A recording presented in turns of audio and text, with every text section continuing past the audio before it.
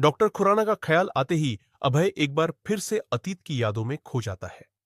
अभय ने अपनी मां से तो कह दिया कि वह सब संभाल लेगा, लेकिन उसे अब खुद समझ नहीं आ रहा था कि वह क्या करे।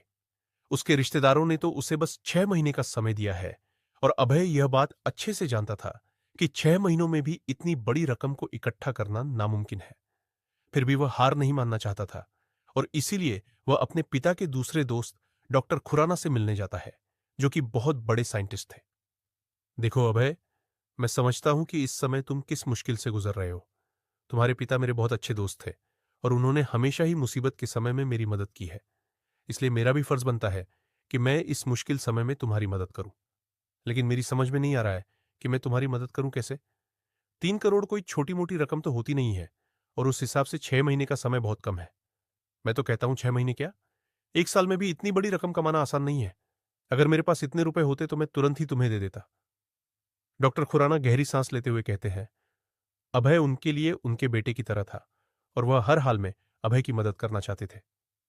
लेकिन बस ये नहीं समझ पा रहे थे कि वह किस तरह से उसकी मदद करें। अंकल, मैं जानता हूं कि अगर आपके पास इतने रुपए होते तो आप जरूर मेरी मदद करते। पर अंकल, मैं ऐसे हाथ पर हाथ धरे तो नहीं बैठ सकता ना। मुझे कुछ तो करना ही होगा। इसीलिए मैं आपके पास आया हूं, ताकि आप मुझे कोई रास्ता दिखा सके। अंकल, मैं हर तरह का खतरा मोल लेने को तैयार हूं। बस मुझे अपने परिवार को खुश देखना है, और वह तभी हो सकता है जब मैं उन लालची लोगों के मुंह पर 3 करोड़ रुपए दे मारूं।